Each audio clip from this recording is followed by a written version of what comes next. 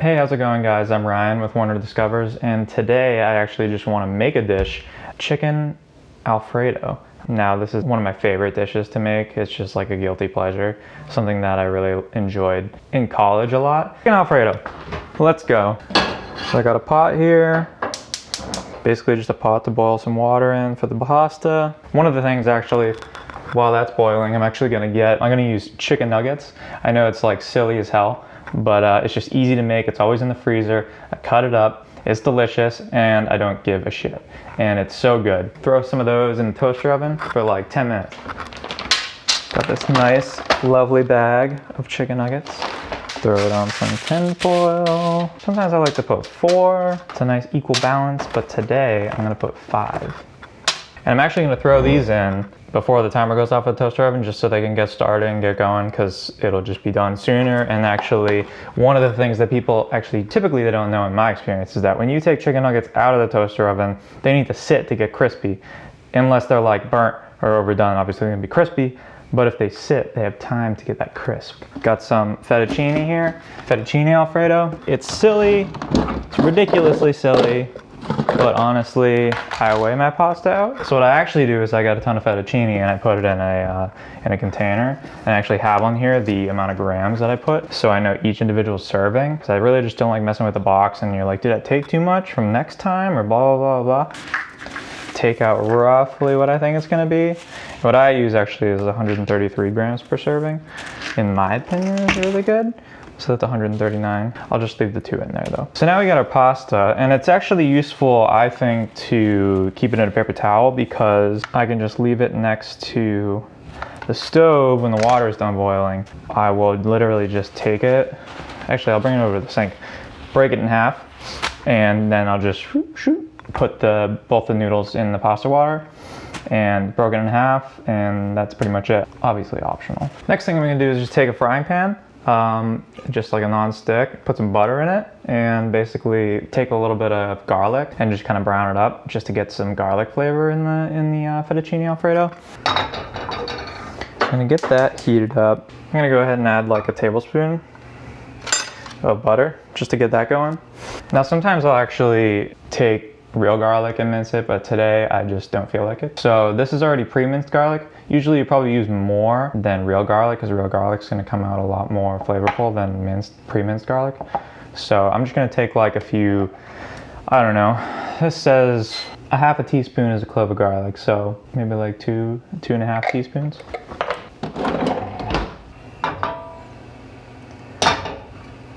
Just gonna put in 1 teaspoon. 2 teaspoons. Get that going there, and then maybe just a little more.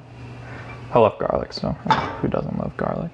So we get the garlic going here on low, and you don't want to burn it. So once it's kind of ready, I'm actually going to add this later to incorporate into the dish. And we still got our pasta boiling, and at this point we're just kind of waiting around. You can really smell that garlic. It smells so good. So one of the important things about making Alfredo, fettuccine Alfredo, is you need Parmesan Reggiano.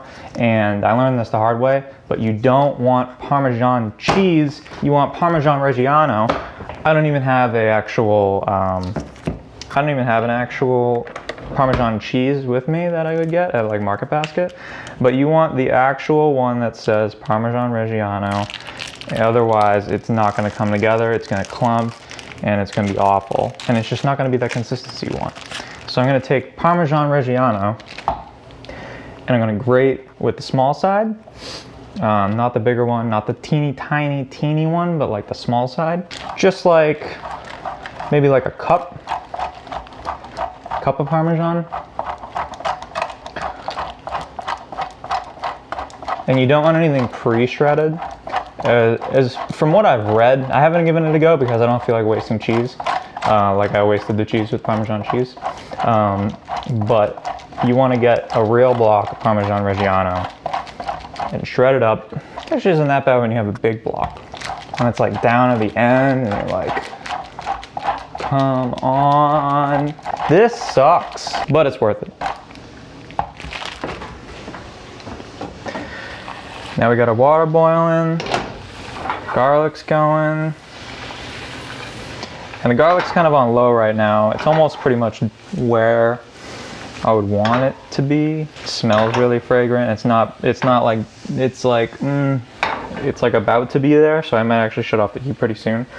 But the water's going. I'm gonna take the pasta I took out earlier, break it in half, salt your pasta. And you want to be frivolous with it. All that salt is actually not going to go in your pasta. It's not going to do that. Move it around. I think that the most important thing when you're doing pasta is moving your pasta around at the very beginning. You can get a little more lenient towards the end, but the very beginning I find is when it really sticks together. So you want to be vigilant about that. This garlic's looking great. I'm going to put that off. On the side, I might actually put it in, I'm actually going to put it in one of these just so it doesn't burn. Got the pasta going. Now I'm going to set a timer for the pasta. Really just making sure that this doesn't stick together. Got a garlic ready to go. Got the Parmesan. I might actually do a little more just in case, because I'd hate to be at a place where I don't have enough. Nice little mound, Parmesan Reggiano. I find it useful to do this over paper towel just because I can go whoop. And then I'm actually gonna do a little more. Now we got like a cup and a half of Parmesan. We got the garlic. I'm gonna put it over in the stove. Got the garlic, got the cheese, got the other cup. Then I'll go ahead and save this. Now, one of the most important things I found with fettuccine alfredo and making it from scratch is the pan that you have it in. If you have the pasta in a pot or a pan and you have it in something that really absorbs heat really quickly and you go to mix together that Parmesan cheese, it's gonna really try and stick to whatever the pan or the pot is. So if you have a cast iron, it's perfect because it takes a little bit to get the heat into it. We want to have it a little warm, but definitely not hot. Cold, couldn't tell you. I found that this is perfect for putting it in because last time I actually tried to use one of these and the cheese stuck because this is just stainless steel. Immediately all the heat from the pasta water and everything just stuck and it would not stay together. So we got the cast iron on the stove getting a little bit warm. I'm gonna actually throw some more butter in this. Maybe just a tablespoon. And I'm just gonna turn it on low, just so I see it kind of like melting a little bit. Chicken nuggets are done. You can see the butter's melting a little bit here. Turn this off, we don't want it to get too hot. At this point, I'll just go ahead and add the garlic, just so it all gets incorporated. And that's like a golden brown. At this point, we're just waiting. We got the pasta going. The pan's ready to go. We got the butter in there. We got the garlic in there. Cheese is ready to go, shredded. We got butter just in case. We got our chicken ready. Now, honestly, you could do this with real chicken, probably preferable and better for you. But in this case, you know, this chicken's been sitting here. I'm just gonna cut it up into pieces. It's just something I've been doing since college, honestly, and it's so good, so easy. You don't have to defrost a piece of chicken breast unless you just keep chicken around, and that's perfect. We keep a lot of chicken in the freezer, but I don't feel like defrosting it.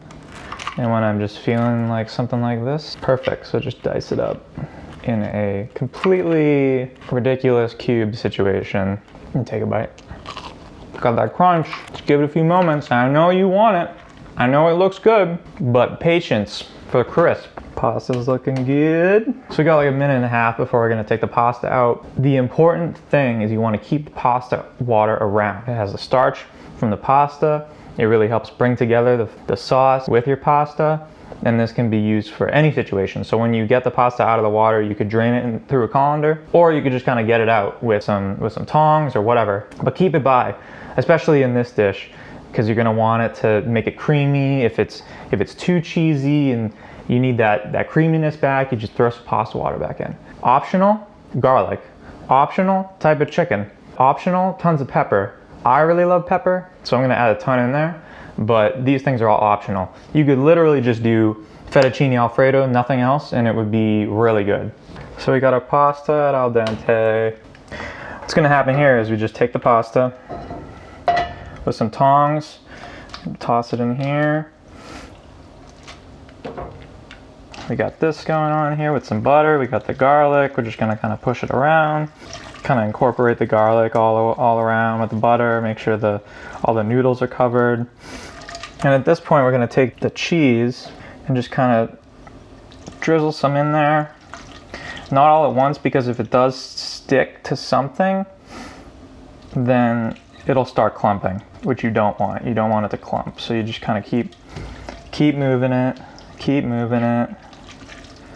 It looks watery, it looks gross. You'd be like, why am I gonna eat this? It doesn't look good. And we're just leaving our pasta water on the side just in case we need it, because honestly, when I pulled the pasta over, it also does pull over a lot of water with it if you're quick with it. If you don't have any, when you bring it over, you definitely wanna add some, because you want it to look creamy, and you want it to look a little bit watery while you're adding all this cheese in there. It's starting to get creamy. And again, like if you go too far with the cheese, just add some more water. Add some more cheese. Again, this is about a cup of cheese. At this point, if you had used Parmesan cheese, you'd be seeing clumps and whatnot. You'd be like, what the hell is going on? I used Parmesan. Nope. So you can tell there's no clumps going on here. It's really creamy. It's looking great. We'll add some more cheese. And we got like half a cup just in case we want it to be a little more. We also have the chicken to add too, so that might kind of soak up some. So at this point, I'm gonna add the chicken, a ton of pepper, because I love pepper. You could add other stuff too. Whatever you want to prefer, you just kind of mix it up. And that looks great. I'm just gonna add a little more cheese. And that's it. That is pretty much it. If you want a little more creamy, add a little more water. If you want a little more cheesy, add a little more cheese. I got some more cheese left. Maybe I'll put it on top, but it is ready to go. And this looks delicious. So there you have it. Chicken fettuccine Alfredo. It is one of my favorite dishes. It's very like college-y, but I just wanted to share it. And it's so easy to make, so much better than a jar. And that's the way I used to use it. I used to just grab a jar, make the Alfredo, but now that I know how to make it this way, I highly recommend it. So if you haven't made it like this, make it like this. It's so easy and you can do it. Thanks for checking this out. I'm gonna go eat this, and thanks for watching.